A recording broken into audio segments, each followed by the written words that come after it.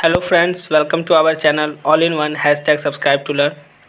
I hope that you all are safe at your home. Okay, stay safe and do not go outside if not necessary. Okay, and do a study at your home. So let us start. Today we will continue the chapter 5 of class 9th, that is introduction to Euclid's geometry. Today we will deal with some basic terms with definitions. Okay, in the previous videos we have already done with the Euclid's postulates, Euclid's axioms, and in the first one we have deal with the history of the geometry. So now we will deal with some basic terms. Okay, so let us start the basic terms. The first term is a statement. A sentence which can be judged to be true or false is called statement. यानी statement किसे कहते हैं? तो ऐसा कोई sentence, ऐसा कोई वाक्य जिसको हम लोग जज कर सकें कि वो ट्रू है या फॉल्स है, तो उसको हम लोग क्या कहते हैं? स्टेटमेंट कहते हैं. जैसे अब एग्जाम्पल से समझते हैं. एग्जाम्पल क्या कहता है? तो sum of the angles of a triangle is 180 degree. अब ये स्टेटमेंट क्या है? ये एक सेंटेंस है. अब ये स्टेटमेंट कैसे है ये बताते हैं. Sum of the angles of a triangle is 180 degree. ये तो ट्रू बात है, तो इसको हमने जज किया ना कि ये ट्रू है. तो इसलिए जैसे हमने नोट में नीचे लिखा भी है, first is a true statement. पहला क्या है? ट्रू स्टेटमेंट है. अब दूसरा क्या कह रहा है? Sum of complementary angles is 180 degree. अब बताइए कम्प्लीमेंट्री एंगल्स मतलब क्या होता है? 90 डिग्री ना. ऐसे दो एंगल जिसका सम 90 डिग्री हो, बट यहाँ कह रहा है सम ऑफ कम्प्लीमेंट्री एंगल्स 180. तो फॉल्स हो गया, इसलिए हमने लिखा while second is a false statement. अब कौन सा स्टेटमेंट नहीं है उसका भी एग्जांपल है. थर्ड नंबर में क्या कह रहा है वो देखिए. x+5 इज ग्रेटर देन 15 है ना. x+5 is greater than 15. अब इसका ये साइन आपको याद होना चाहिए. जब ये इस तरफ घुमा रहे हैं तो ग्रेटर देन पढ़िए, और जब इस तरफ घुमा रहे हैं तो लेस देन पढ़िए. ठीक है फ्रेंड्स. अब देखिए अब इसमें क्या हो रहा है, तो कोई चीज़ इक्वल नहीं हो पा रहा कि ये सही है या गलत है, इसकी कोई गारंटी नहीं है. तो इसलिए हम लोग इसको जज नहीं कर पा रहे कि ये करेक्ट स्टेटमेंट है या फिर रॉन्ग स्टेटमेंट है. इसलिए हम लोग इसको क्या लिखेंगे कि it is a sentence but not statement. ये एक सेंटेंस है बट स्टेटमेंट नहीं है. ठीक, तो आप समझ गए स्टेटमेंट किसको कहेंगे. तो ऐसे सेंटेंस जिसको हम लोग जज कर सकें कि वो सही है या गलत, उसको हम लोग स्टेटमेंट कहते हैं. अब आगे बढ़ते हैं. नेक्स्ट है थ्योरम्स. थ्योरम्स किसको कहते हैं? तो statement that requires a proof is called theorems. यानी थ्योरम्स ऐसे स्टेटमेंट को कहते हैं जिसको प्रूफ की आवश्यकता हो. वो गलत है उसको भी प्रूफ करने के लिए प्रूफ की, मतलब वो गलत है ये बात भी साबित करने के लिए आपको प्रूफ की आवश्यकता हो, और अगर वो सही है तो वो भी साबित करने के लिए आपको प्रूफ की आवश्यकता हो. तो ऐसे स्टेटमेंट को हम लोग क्या कहते हैं? थ्योरम्स कहते हैं. जैसे देखिए एक एग्जांपल है, the sum of all angles around a point is 360 degree. अब एक पॉइंट के चारों ओर जो एंगल होंगे वो 360 डिग्री होंगे. इसको ये एक स्टेटमेंट है. अब इसको अगर आप प्रूफ करेंगे, क्योंकि बिना प्रूफ किए तो आप इसको नहीं कह सकते ना कि सही है या गलत, तो इसको जब आप प्रूफ करेंगे तो ये थ्योरम्स हो गए, क्योंकि थ्योरम्स को ही हम लोग प्रूफ करते हैं. ठीक है, चलिए आगे बढ़ते हैं. कोरोलरी क्या होता है? तो कोरोलरी क्या होता है? तो ऐसा स्टेटमेंट जो कि ट्रू है और उसको हम लोग अगर प्रूफ करना हो तो काफ़ी इजी तरीके से किसी थ्योरम के हेल्प से हम लोग कर सकें. इसलिए लिखा हुआ है a statement whose truth can be easily deduce मतलब क्या? उससे लाना. फ्रॉम अ थ्योरम मतलब एक थ्योरम के हेल्प से उसके ट्रूथनेस को, यानी उसके सच्चाई को हम लोग अगर प्रूफ कर सकें, सिद्ध कर सकें, तो वैसे स्टेटमेंट को हम लोग क्या कहते हैं? कोरोलरी. ठीक है, अच्छे से प्रोनाउंस कीजिएगा. कोरोलरी. कोरोलरी यानी कोई भी, अगर बहुत सारे बच्चे ऐसे होंगे जिसको अगर प्रोनाउंसिएशन में प्रॉब्लम हो, तो आप क्या कीजिए, आप वर्ड को सिलेबल में तोड़ दीजिए. आप सोचेंगे सिलेबल क्या होता है? सिलेबल मतलब उसमें कितने साउंड हैं. तो हम लोग जैसे कोरोलरी हो गया, सिलेबल में टूट गया, तो हमको पढ़ने में दिक्कत नहीं हो रहा. चलिए अब कुछ ऐसे टर्म्स हैं जो ज्योमेट्री से रिलेटेड हैं. क्या क्या हैं आइए पढ़ते हैं. तो पहला है पॉइंट. पॉइंट किसको कहते हैं? तो point is the exact location. Point मतलब एक कहीं पे का भी एग्जैक्ट लोकेशन बता रहा है. एक पॉइंट तो एक ही जगह हो सकता है ना, दूसरी जगह तो हो नहीं सकता. तो इसीलिए point is the exact location. ठीक है, जहाँ से हम लोग लाइन वगैरह का स्टार्ट कर सकते हैं. अब आते हैं नेक्स्ट में, वो है लाइन सेगमेंट. तो लाइन सेगमेंट मतलब हुआ the straight path between two point is called line segment. अब यहाँ पे समझना बहुत आवश्यक है, क्योंकि लाइन, सेगमेंट, रे और लाइन ये तीनों काफ़ी कंफ्यूजिंग वर्ड्स हैं. देखिए ये एक लाइन सेगमेंट होगा अगर यहाँ का जो एंड पॉइंट है वो ए हो और इधर का बी हो. यानी लाइन सेगमेंट ऐसे होते हैं जो किसी दो पॉइंट के बीच का डिस्टेंस हो, यानी इसका जो डिस्टेंस होगा वो डिफिनिट होगा. यानी हमको मालूम होगा कि इसके बीच में, यानी एक लाइन सेगमेंट का कितना लेंथ होगा, ये डिफिनिट होता है. इसमें चेंज होने की आवश्यकता नहीं होती. इसीलिए the straight path between 2 points, यानी 2 पॉइंट के बीच का, और इसका दोनों तरफ एंड पॉइंट होगा। In the line segment has 2 and point, यानी लाइन सेगमेंट के पास 2 एंड पॉइंट है, पहला पॉइंट। दूसरा पॉइंट क्या, तो इसका एक फिक्स्ड लेंथ होगा, डिफिनिट लेंथ होगा, ठीक है, क्योंकि हमको पता होगा कि इसका कितना लेंथ है, ठीक, और ये 2 पॉइंट के बीच में होगा। तो ऐसे को हम लोग क्या कहते हैं, लाइन सेगमेंट कहते हैं। और इसको हम लोग नोट कैसे करते हैं, दिखाते कैसे, तो सपोज कीजिए ए बी लिख दिया और उसके ऊपर एक लाइन खींच दिया। अच्छे से फ्री जगह पे मैं आपको दिखा देता हूँ। देखिए लाइन सेगमेंट में हम लोग क्या करते हैं, जैसे ए बी लिखिए यहाँ पे, ठीक है, ये कोई लाइन है, लाइन सेगमेंट है, इसके ऊपर ऐसे लिख दिया। अगर ऐसे लिख दिया इसका मतलब ये क्या हो गया, तो ये लाइन सेगमेंट हो गया। अब बात करते हैं रे क्या होता है। तो line segment when extended indefinitely in one direction is called a ray. Suppose कीजिए लाइन सेगमेंट, तो सबसे पहले एक लाइन सेगमेंट ड्रॉ कर लीजिए, ये हो गया ए और ये हो गया बी, ठीक है। अब बोल रहा है कि इन वन डायरेक्शन, देखिए when extended indefinitely in one direction, एक डायरेक्शन में इसको एक्सटेंड कर सकें। सपोज कीजिए इसको ऐसे दिखा दिए, यानी इस डायरेक्शन में इसको एक्सटेंड कर सकते हैं, और यहाँ पे सपोज कर लीजिए कि बी पॉइंट है और यहाँ पे ए पॉइंट है, तो यानी ये एक रे हो गया। अब इसमें क्योंकि बी साइड में क्या हुआ, इसका एंड पॉइंट तो नहीं है, क्योंकि बी साइड में एक इधर भी जा सकता है, तो इसको डिनोट करने का तरीका इस तरीके से, यानी बी के तरफ जिस तरफ उसका एंड पॉइंट नहीं है, उस पॉइंट के ऊपर जो लाइन को हम लोग एंड करेंगे उसके ऊपर हम लोग कैप लगा देंगे इस तरीके से कि वो आगे तरफ जा रहा है। तब इसमें क्या हुआ, इसमें एक एंड पॉइंट है, ये वाला ए वाला एंड पॉइंट है, क्योंकि इस तरफ ये एक्सटेंड नहीं कर सकता, इस तरफ ये एक्सटेंड कर सकता है, तो ये तो इसका एंड पॉइंट नहीं होगा, ठीक है, बट इसका एक एंड पॉइंट ए होगा, ठीक है फ्रेंड्स। उसके बाद और क्या इसमें जरूरी बात पता चली, तो एक बात ये पता चली कि इसका जो लेंथ होगा वो डिफिनिट नहीं होगा, 2 पॉइंट के बीच में तो ये नहीं है, ये भी एक बात पता चला कि 2 पॉइंट के बीच में नहीं है, तो इसका जो लेंथ होगा वो भी डिफिनिट नहीं होगा, इसका लेंथ कितना भी हो सकता है, इनडिफिनिट है, ठीक है। तो इस तरीके से हम लोग लाइन सेगमेंट और रे को पढ़ लिया। अब लाइन क्या होता है, ये तीनों आपस में जुड़ा हुआ है। लाइन मतलब जिसका इधर भी जो है ये मूव कर सके, यानी इसमें कोई भी एंड पॉइंट ना हो। देखिए पॉइंट तो हम लोग समझ गए एग्जैक्ट लोकेशन। लाइन सेगमेंट की बात करें तो इसमें एक एंड पॉइंट, लाइन सेगमेंट की अगर बात करें तो इसमें 0 एंड पॉइंट, रे की अगर बात करें तो 1 एंड पॉइंट, और अगर लाइन की बात करें तो इसमें 2 एंड पॉइंट। ये बहुत इंपॉर्टेंट लाइन है, इसको आप लोग ध्यान रखें, क्योंकि वो बीच का डिस्टेंस होता है किसी भी लाइन सेगमेंट में, तो इसमें एंड पॉइंट नहीं होता।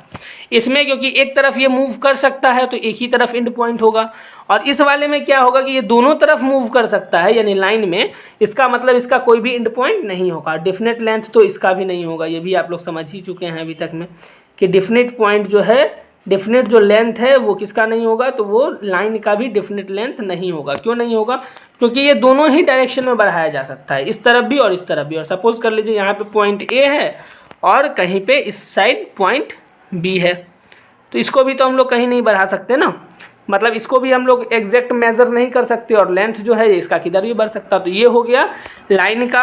रे का अगर आप देखना चाहें तो ये हो गया रे का। इस डायग्राम को आप नोट कर लीजिएगा, यहाँ पे मैंने पहले से नहीं बना के रखा ताकि मैं आपको समझा सकूँ यहाँ पे कि ये किस तरीके से होता है। यहाँ पे आप डिनोट कर लीजिएगा इसको ए से, और यहाँ पे एक पॉइंट ले लीजिएगा इस लाइन पे, उसको आप बी से डिनोट कर लीजिएगा, या आपके मन से ABCD में कोई भी आप ले सकते हैं। और लाइन सेगमेंट में एक इस तरीके से दिखा दीजिए, थोड़ा और ऊपर ले लेते हैं ताकि आप इसलिए इसमें नेमिंग कर सकें। देखिए यहाँ पे एक हो गया एंड पॉइंट, इसको ए कहते हैं, और यहाँ पे एक एंड पॉइंट हो गया जिसको पी कहते हैं। इसमें 0 एंड पॉइंट, एक मिनट, इसमें 2 एंड पॉइंट, इसमें 1 एंड पॉइंट, और इसमें 0 एंड पॉइंट, ठीक है। यानी इसमें एक भी एंड पॉइंट नहीं होगा, इसमें एक एंड पॉइंट होगा और इसमें 2 एंड पॉइंट होगा, ठीक है फ्रेंड्स। चलिए अब आगे बढ़ते हैं। ये हम पॉइंट, लाइन सेगमेंट, रे, लाइन, ये चारों चीज़ क्लियर हो गया। अब बढ़ते हैं इंसिडेंस एग्जाम्स ऑन लाइन, यानी इंसिडेंस एग्जाम क्या है लाइन के ऊपर। अब इस बात को पढ़ते हैं। देखिए इसमें क्या कहा जाता है, line contains infinitely many points, यानी एक लाइन में बहुत सारे पॉइंट्स हो सकते हैं। करेक्ट है, कोई दिक्कत नहीं इसमें समझने के लिए। अब ये मान के चलिए एक लाइन है तो इसमें बहुत सारे पॉइंट हो सकते हैं, यहाँ हो सकते हैं, यहाँ हो सकते हैं, यहाँ हो सकते हैं, बहुत सारे पॉइंट्स हो सकते हैं, इसको हम लोग गिन नहीं सकते हैं, तो इसलिए इसमें इनडेफिनेटली पॉइंट्स होंगे, कोई बात नहीं। चलिए दूसरा क्या कहता है, through a given point infinitely lines can be drawn.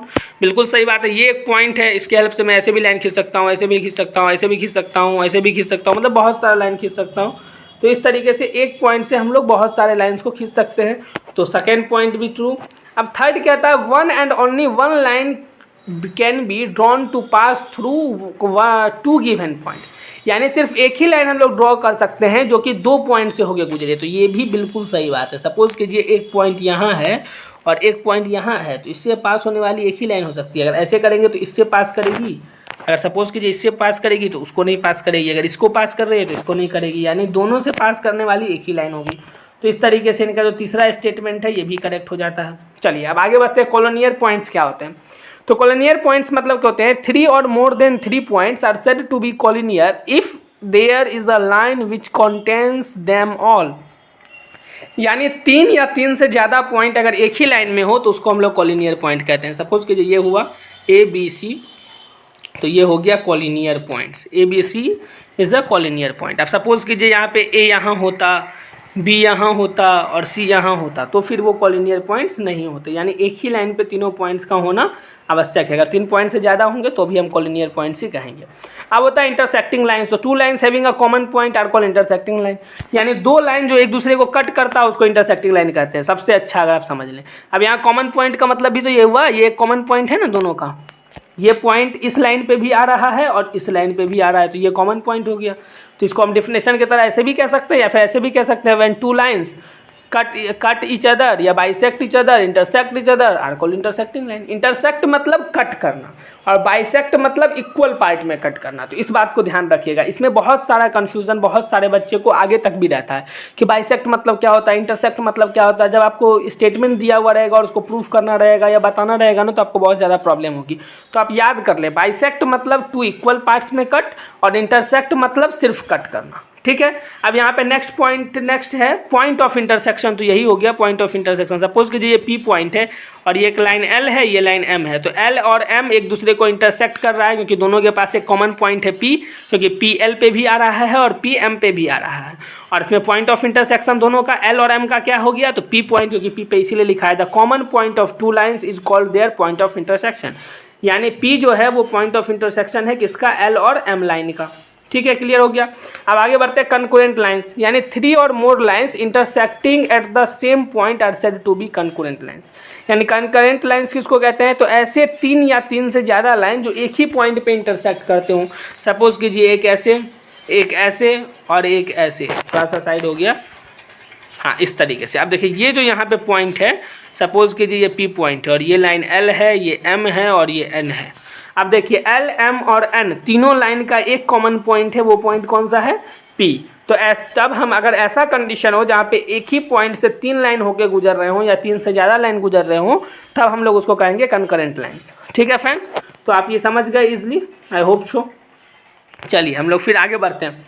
अब नेक्स्ट है प्लेन किसको कहते हैं? तो a plane is a surface such that every point of lines joining any 2 points on it lies on it. यानी प्लेन एक surface है। किस तरीके से? तो जितना भी पॉइंट हो किसी 2 लाइन के ज्वाइन करने से, वो उसी 2 पॉइंट के बीच, उसी 2 पॉइंट पे लाई करे और उसके अंदर लाई करे, लाइज ऑन इट, यानी उसी के ऊपर। यानी सपोज कीजिए कोई भी एक ऐसा स्ट्रक्चर, ये प्लेन हो गया, इसके अंदर जितना पॉइंट्स होगा सारा पॉइंट्स इसके अंदर लाई करे, इस तरीके से। इसीलिए इसके एग्जाम्पल से और ज़्यादा क्लियर होता है, तो हम लोग एग्जाम्पल पे ज़्यादा जोर करते हैं। देखिए एग्जाम्पल्स क्या कहते हैं? Surface of a smooth wall, यानी कोई भी स्मूथ वॉल यानी प्लेन सरफेस वॉल का, उसको हम लोग क्या कहेंगे? प्लेन कहेंगे। सरफेस ऑफ अ टेबल, किसी भी टेबल का surface. Surface of a seat of a paper, कोई भी आप पेपर लीजिए और उसका जो सीट है उसका जो भी पूरा सरफेस है उसको हम लोग प्लेन कह सकते हैं। ठीक है, स्मूथ सरफेस होना चाहिए। तो प्लेन समझ गए आप। चलिए आगे बढ़ते हैं। प्लेन फिगर्स भी हम लोग कहते हैं ना, रेक्टेंगल्स, पैरेललोग्राम्स, ट्रायंगल्स, वो सब प्लेन फिगर्स हैं। कैसे हैं? Plane figures. ओके, चलिए आगे बढ़ते हैं। अब है क्या? तो पैरेलल लाइंस। पैरेलल लाइंस किसको कहते हैं? तो 2 लाइंस इन अ प्लेन, कोई भी एक प्लेन में अगर 2 लाइन हो, are said to be parallel. दोनों को हम लोग क्या कह सकते हैं? पैरेलल। कब कह सकते हैं parallel? If they have no common point, अगर दोनों के बीच में कोई भी कॉमन पॉइंट ना हो, और and the distance between them is always equal. यानी अगर ये 2 लाइन है और इस दोनों में कोई भी कॉमन पॉइंट नहीं है और दोनों के बीच का जो डिस्टेंस है वो हमेशा इक्वल रहे, तो ऐसे लाइन को हम लोग क्या कहेंगे? पैरेलल लाइन्स कहेंगे। ये हमने आपको पहले भी बताया था। ठीक है फ्रेंड, तो काफ़ी इजी है। तो आप कभी भी अगर आपको पैरेलल लाइन्स अगर जज करना हो तो आप सिंपली ध्यान दीजिए कि उसके बीच में कोई भी कॉमन पॉइंट ना हो और उसके बीच का जो डिस्टेंस हो वो ऑलवेज इक्वल हो। सिंपल बात है, जब उसके बीच में कोई भी कॉमन पॉइंट्स नहीं रहेगा, वो जब तक चलता रहे, तो आप समझ लीजिए कि उसमें जो डिस्टेंस है वो इक्वल ही होगा। ठीक है, सपोज़ कीजिए, इसका मैं एक एग्जांपल बराबर देते रहता हूँ जब भी मैं पढ़ाता हूँ किसी बच्चे को। तो मैं कहता हूँ सपोज़ कीजिए आप लोग 2-3 फ्रेंड्स हैं, 2 फ्रेंड्स क्या कीजिए, तो एक एक रस्सी को पकड़ लीजिए और एक फ्रेंड्स बीच में देखिए कि बराबर डिस्टेंस है, और दोनों फ्रेंड्स क्या कीजिए, तो एक एक रस्सी का छोर पकड़ के और आगे तक जाते रहिए। देखिए आप दोनों फ्रेंड्स एक साथ एक दूसरे के आमने सामने तो रहेंगे, बट दोनों को कभी भी इंटरसेक्ट नहीं करेंगे अगर बीच में सेम डिस्टेंस रहेगा तो। ठीक है ना। चलिए अब इम्पोर्टेंट एग्जाम पे आते हैं। क्या है important exam? Given 2 distinct points there is a unique line that passes through it. ये हमने आपको पहले भी कहा कि कोई भी 2 पॉइंट के बीच में एक ही यूनिक लाइन ही उससे क्रॉस कर सकता है, दूसरा लाइन क्रॉस नहीं कर सकता। यानी आप ये समझ सकते हैं कोई भी 2 पॉइंट से होकर के कोई एक यूनिक लाइन ही गुजर सकता है। चलिए इस तरीके से हम लोगों ने क्या किया, बहुत सारे बेसिक टर्म्स जो थे जो ज्योमेट्री से रिलेटेड थे उसको सारे को डिस्कस कर लिया। अब हम लोग नेक्स्ट वीडियो में क्या करेंगे, तो हम लोग कुछ थ्योरम्स देखेंगे इसमें, और थ्योरम्स के बाद फिर हम लोग क्वेश्चंस वगैरह सॉल्व करेंगे। ठीक है फ्रेंड्स, इसको मैं थोड़ा सा अच्छे से समझा रहा हूँ इसलिए ताकि इसमें जो छोटा छोटा डिफिनेशंस है उसको आप काफ़ी अच्छे से समझ लें, जो कि आपको आगे फ़ायदा करे। ठीक है friends, at last thanks for watching. और कुछ इंपॉर्टेंट बात मैं आपको कहना चाहता हूं जो मैंने आपको पहले भी कहा है कि अगर आप लोगों ने टेलीग्राम चैनल ज्वाइन नहीं किया है तो डिस्क्रिप्शन में टेलीग्राम चैनल का लिंक है, आप उसको ज्वाइन कर लीजिए। आज भी मैंने जितना भी टॉपिक्स पढ़ाया है इस सारे चीज़ का मैं वहाँ पे PDF सेंड करूँगा, तो आपको वहाँ से PDF अवेलेबल हो जाएगा। फिर उस PDF को आप इजीली देख करके और आप अपने कॉपी में नोट कर लेंगे, तो आपको सारा डिफिनेशंस याद करने में आसानी होगा। ठीक है, या फिर अगर आप नोट्स नहीं करना चाहेंगे कॉपी में तो आप उसको प्रिंट आउट भी निकाल के रख सकते हैं। ठीक है फ्रेंड्स, तो इसलिए अगर आप लोग टेलीग्राम चैनल ज्वाइन कर लेंगे तो आपको इजीली से सारे नोट्स वहाँ पे अवेलेबल मिल जाएंगे। मैथ्स में तो मान के चलिए आप सोचेंगे कि हम खुद भी बना लेंगे, बट जब आप साइंस वगैरह में जब मैं पढ़ाऊँगा कोई चीज़ और उसमें जो इंपॉर्टेंट डिस्कशंस वगैरह रहेंगे उसको भी आप ईजिली वहाँ से ले सकते हैं। ठीक है फ्रेंड्स, तो thank you so much and we will meet in the next video and then we will discuss the another things or the theorems. Okay, so तब तक के लिए आप लोग सुरक्षित रहिए, घर पे, घर से बाहर मत निकलिए अगर ज़रूरत ना हो तो। ठीक है, पढ़ते रहिए और घर पे ही इंजॉयमेंट कुछ खोजिए, या फिर उसके लिए टीवी देखिए या फिर और भी कुछ इंजॉयमेंट कीजिए, बट घर पे ही कीजिए, घर से बाहर मत निकलिए। ठीक है फ्रेंड्स, और पढ़ते रहिए एकदम स्ट्रांगली, जो भी चीज़ मैं पढ़ा रहा हूँ उसको सीरियसली पढ़ते रहिए। ठीक है, तो फिर हम लोग को कोई दिक्कत नहीं होगा। Okay friends, thank you so much.